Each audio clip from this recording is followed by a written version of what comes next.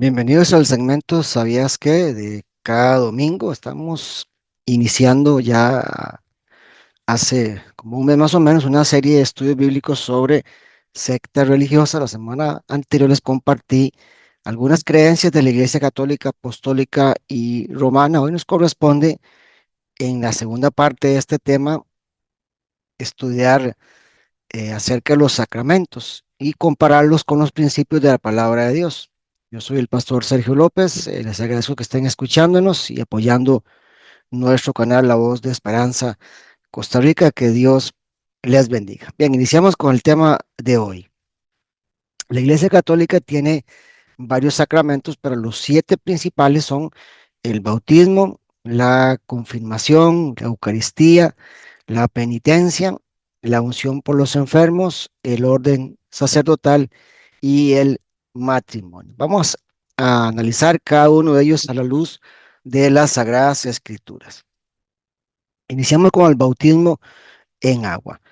A nivel general, los católicos enseñan que la salvación se obtiene por medio de la regeneración bautismal y que la salvación se mantiene para aquellos que obedecen estos siete sacramentos.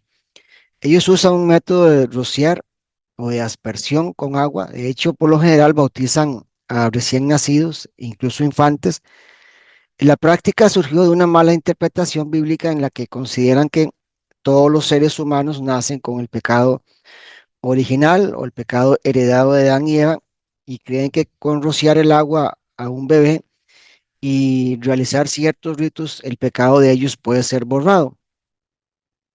El pasaje en cuestión es Romanos 5:12, que nos dice así. Vamos a leerlo siempre con todo respeto, honrando al Padre, al Hijo y al Espíritu Santo de Dios.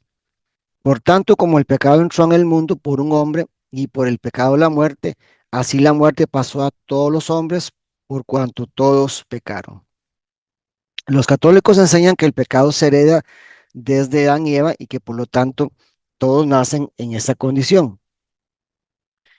La Biblia enseña en primer lugar eh, que no es necesario bautizar bebés o infantes. En segundo lugar, el método bíblico del bautismo es por inmersión, no por rociamiento o aspersión. En tercer lugar, el bautismo es una ordenanza bíblica que se debe cumplir después del arrepentimiento, la conversión y una nueva vida espiritual al creer en Jesús como el Hijo de Dios. Pues ningún rito religioso, llámase tradición humana o buenas obras, puede otorgar la salvación del alma. Voy a leerles algunos textos que nos confirman esta práctica católica, pues realmente no está en las Sagradas Escrituras. La Biblia dice que para ser salvo solo se requiere creer en Jesús como el Hijo de Dios. Cuando una persona se arrepiente de sus pecados y pone su fe en Jesucristo, la sangre de Jesús borra todos sus pecados y le otorga por el Espíritu Santo una nueva vida. Hechos 4:12 dice que en ningún otro es salvación, porque no hay otro nombre bajo el cielo dado a los hombres en quien podamos ser salvos. Se refiere a Jesús.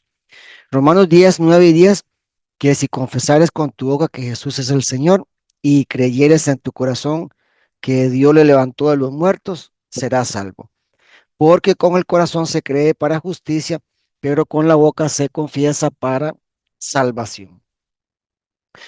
De hecho, en San Mateo 3 nos habla sobre el requisito del bautismo en agua, en donde Juan les exhortaba a arrepentirse primero, luego creer en Jesús como el Salvador y el Mesías prometido. Posteriormente eran bautizados por él en el río Jordán. San Mateo 3, del 1 al 2 dice: en aquellos días vino Juan el Bautista predicando en el desierto de Judea y diciendo: arrepentidos, porque el reino de los cielos se ha acercado. Es el primer paso. San Mateo 3:6, y eran bautizados por él en el Jordán, confesando sus pecados. San Mateo 3:8, haced pues frutos dignos de arrepentimiento. San Mateo 3:11, yo a la verdad os bautizo en agua para arrepentimiento, pero el que viene tras mí, cuyo calzado yo no soy digno de llevar, es más poderoso que yo, Él los bautizará en Espíritu Santo y fuego.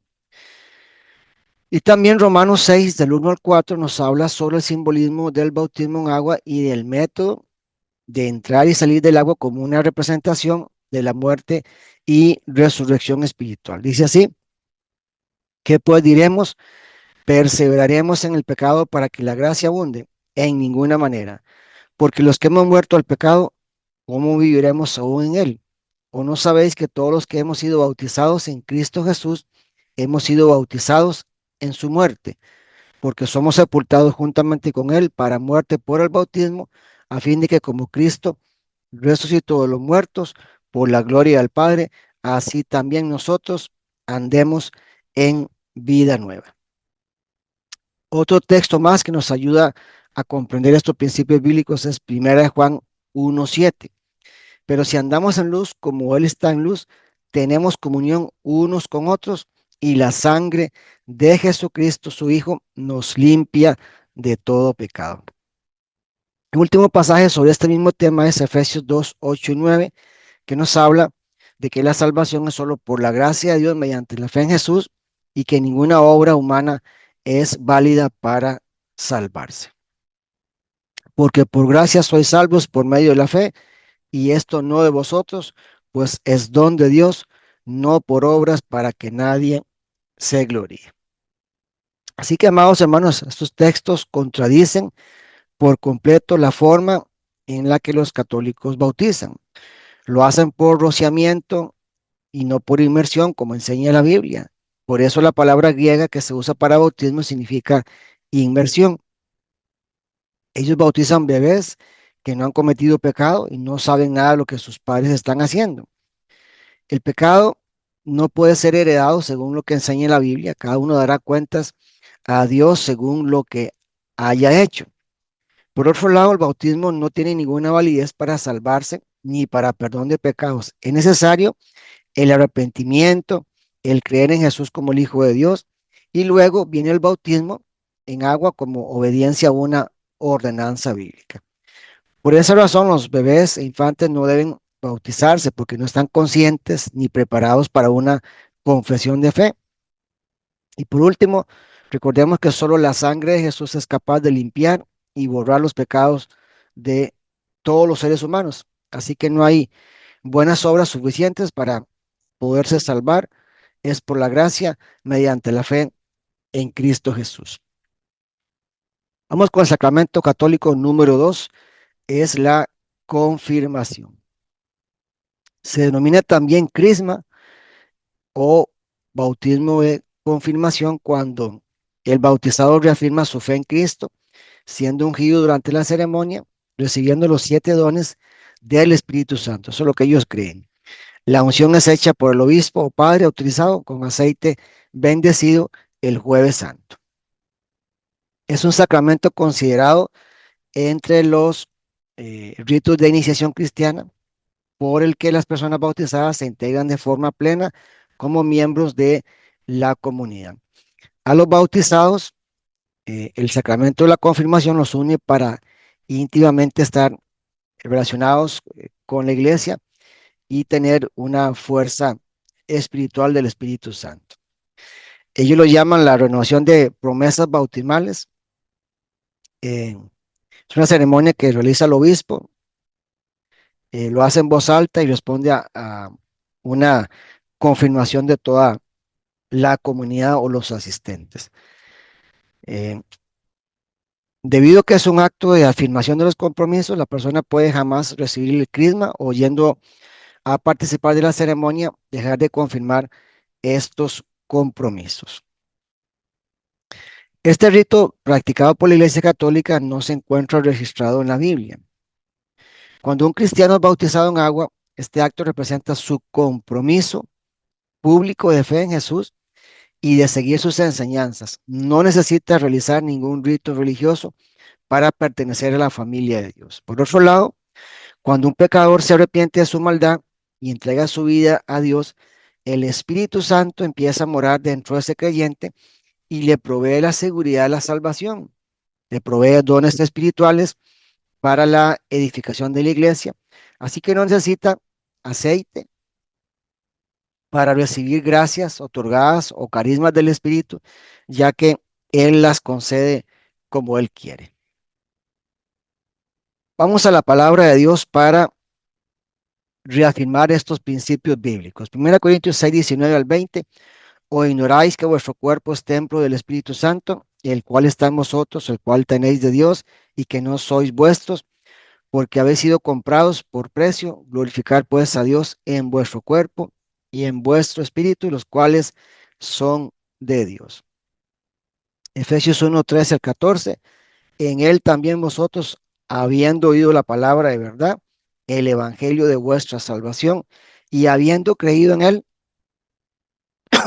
perdón, fuiste sellados con el Espíritu Santo de la promesa, que es las arras de nuestra herencia hasta la redención de la posesión adquirida para alabanza de su gloria. Efesios 3, 17 al 19, para que habite Cristo por la fe en vuestros corazones, a fin de que arraigados y cimentados en amor, seáis plenamente capaces de comprender con todos los santos cuál es la anchura, la longitud, la profundidad y la altura, y de conocer el amor de Cristo, que excede todo conocimiento, para que seáis llenos de toda la plenitud de Dios. Queda claro, amados hermanos, entonces que este rito de confirmación no es bíblico. Nadie debería confirmar su bautismo, pero entendemos que los católicos lo hacen para justificar sus tradiciones humanas inventadas. De otra manera, no habría forma de probar algo que no está en la Biblia.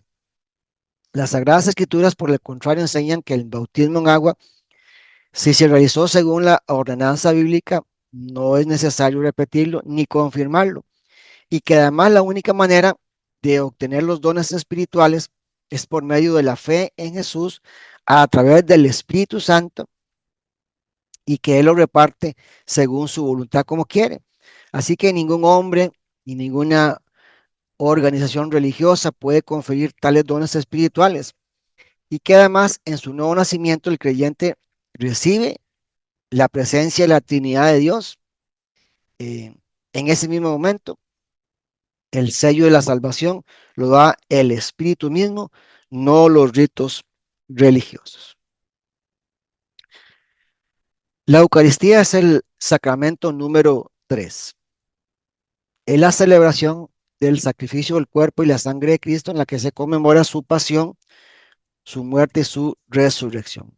Es el sacramento culminante de la fe católica, en la que se considera que los fieles reciben el cuerpo, sangre, alma y divinidad de Cristo bajo las especies eucarísticas, que son el pan y el vino. En el sacramento de la Eucaristía, eh, la hostia consagrada, que es el pan, es distribuida a los fieles, que la colocan en su boca, ingieren lenta y respetuosamente. Y para recibir la hostia o comulgar, el fiel debe estar en estado de gracia, o sea, debe haber antes confesado sus pecados y recibido el perdón divino en el sacramento de la confesión o penitencia. Se puede comulgar si los pecados no son de gravedad o mortales. Normalmente la consagración ocurre durante la celebración de la misa, rito también llamado santo sacrificio. Es precisamente el acto de la consagración. Consiste en la recreación durante la misa de un momento de la última cena de los apóstoles con Cristo, cuando Él sirvió pan y vino a los apóstoles, diciéndoles que aquello era su cuerpo y su sangre. La Iglesia Católica sostiene que cuando el sacerdote pronuncia las palabras rituales, esto es mi cuerpo, en relación con el pan, y esto es mi sangre, en relación con el vino, sucede un fenómeno llamado transustanciación.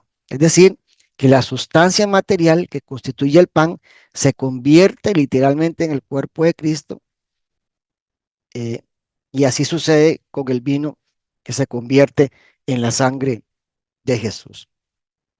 Entonces este pan ya convertido o transformado se distribuye a los fieles, eh, a los que ingieren la hostia, están para ellos literalmente ingiriendo el cuerpo de Cristo. Pero ¿qué dice la Biblia al respecto?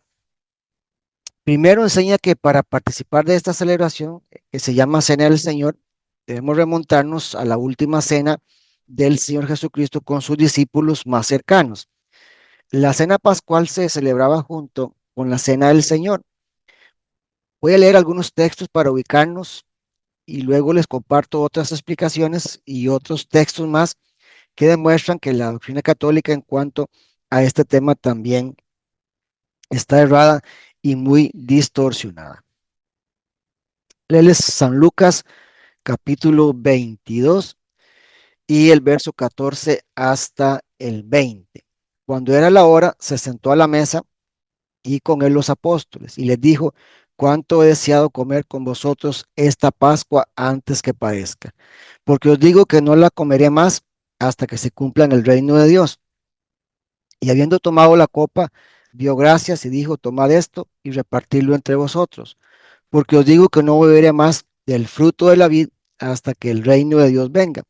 Y tomó el pan y dio gracias y lo partió y les dio diciendo, esto es mi cuerpo, que por vosotros es dado, haced esto en memoria de mí. De igual manera, después que hubo cenado, tomó la copa diciendo, esta copa es el nuevo pacto en mi sangre, que por vosotros se derrama. Esta enseñanza debemos unirla a otros pasajes en los que el apóstol Pablo explica cómo debe realizarse esta ordenanza bíblica dejada por Jesús. Vamos a ir hasta primera carta a los Corintios en el capítulo 11 y versos 23 al 26.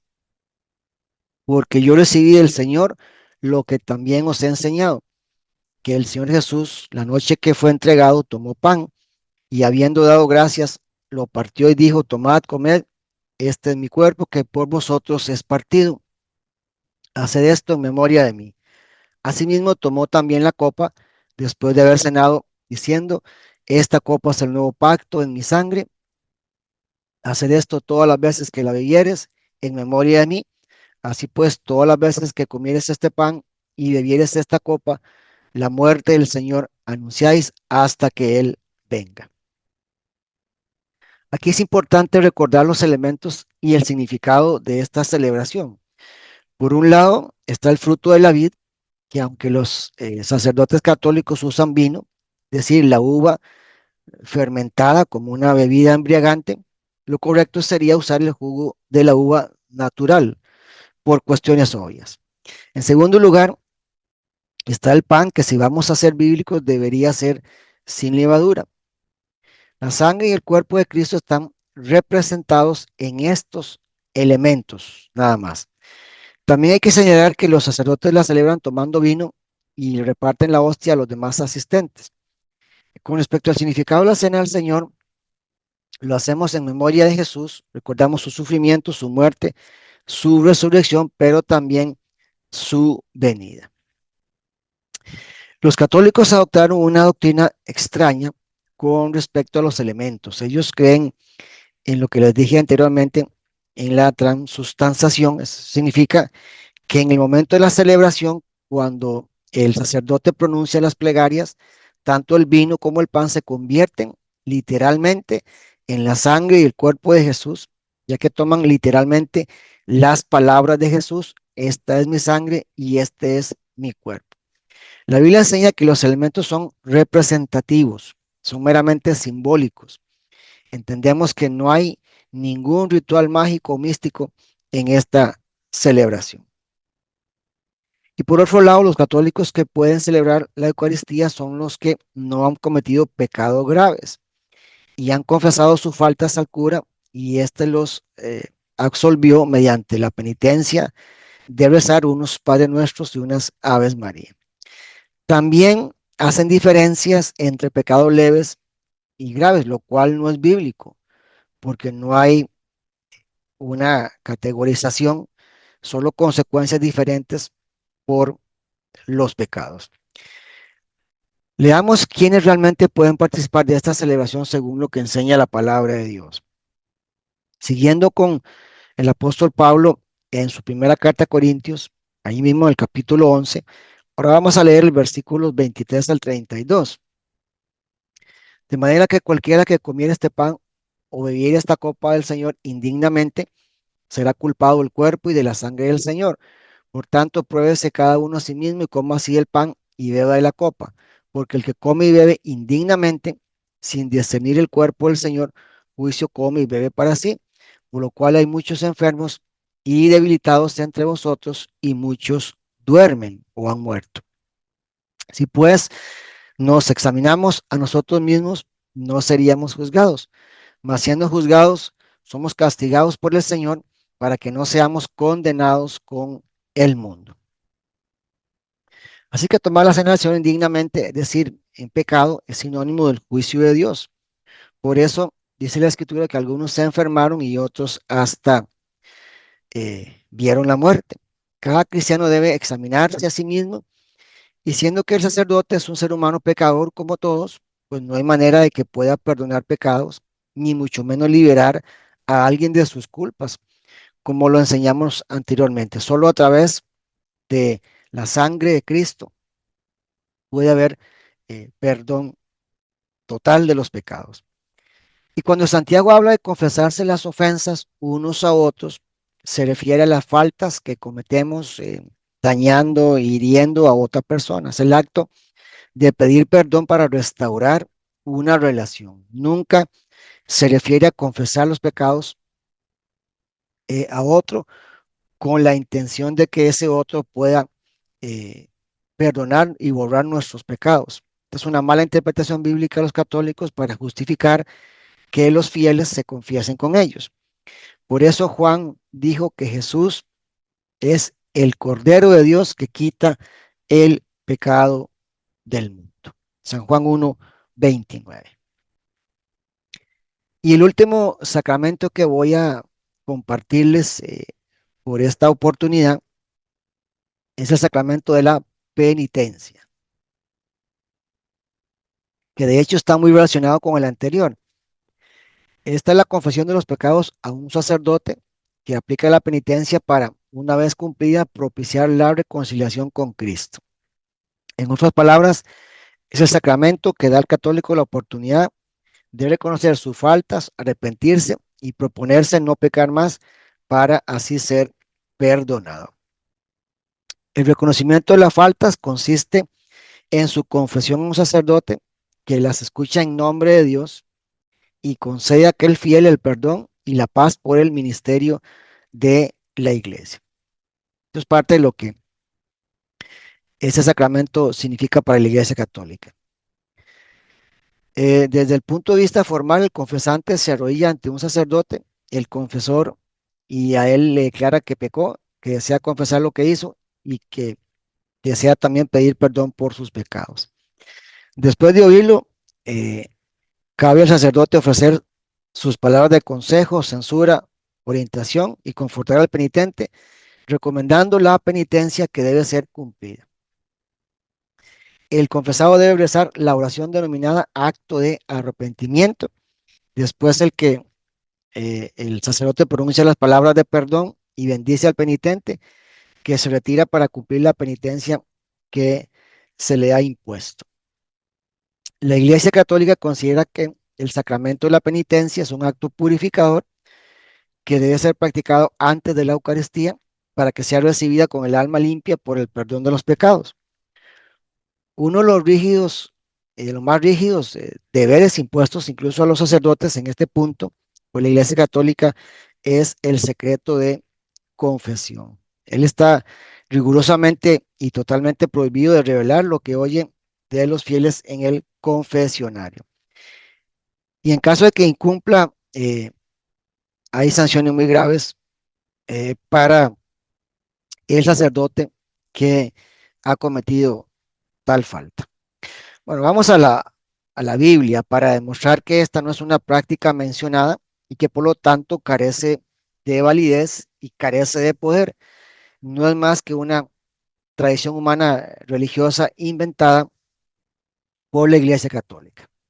Santiago 5:16 nos dice así: confesaos vuestras ofensas unos a otros y orad unos por otros para que seáis sanados.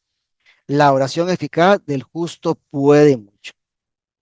Santiago aquí nos recuerda que la confesión y la oración mutua trae sanidad, tanto a nivel físico como a nivel espiritual. La confesión puede liberarnos de las pesadas cargas, sean físicas, emocionales o espirituales, de un pecado no resuelto y por lo tanto elimina todo obstáculo para que la obra del Espíritu Santo se realice en las personas. La confesión a otros en el cuerpo de Cristo es esencial porque el pecado hace que las personas se aíslen de los demás. La confesión rompe el poder del pecado que ha estado incluso secreto. Sin embargo, no es necesario confesarse a un sacerdote ni a ningún mediador. Simplemente nos confesamos unos a otros nuestras faltas cometidas cuando corresponde, porque la confesión es buena eh, y trae sanidad a todas las partes. Así es que no hay razón para pensar que un ser humano deba confesarse ante un sacerdote católico para recibir el perdón de los pecados. La Biblia es clara en afirmar que solo Cristo actúa como vicario. Ningún sacerdote, ningún pastor, ni ningún líder religioso tiene tal autoridad y tal poder. San Juan 20 y el 20 al 23 nos dice así: y cuando les hubo dicho esto, les mostró las manos y el costado, y los discípulos se regocijaron viendo al Señor.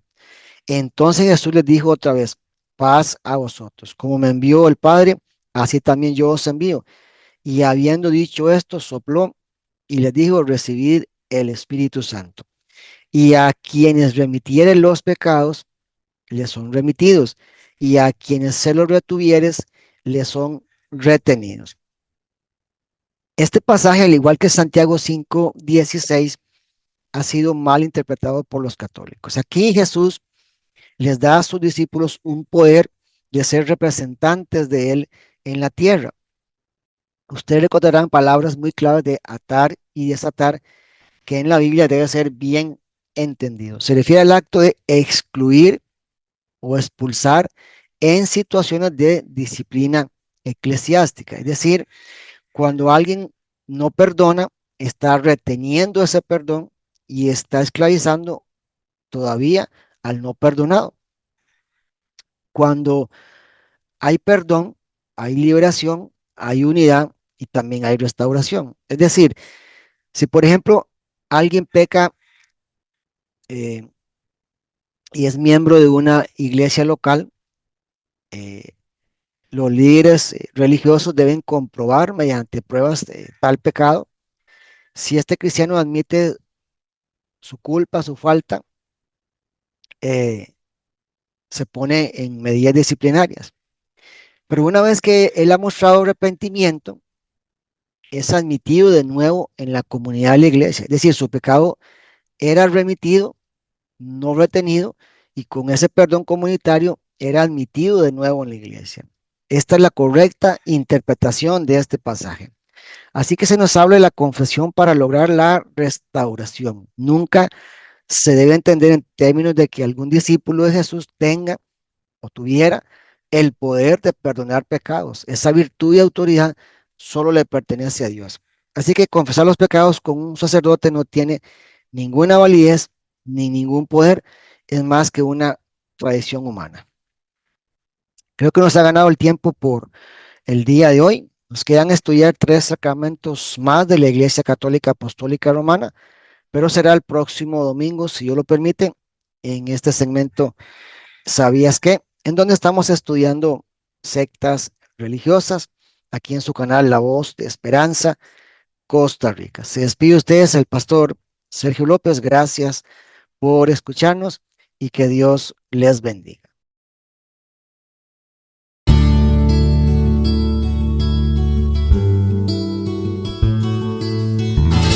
Esperamos que haya disfrutado nuestro programa. Gracias por escucharnos. Suscríbase, comparta y comente. Dios le bendiga.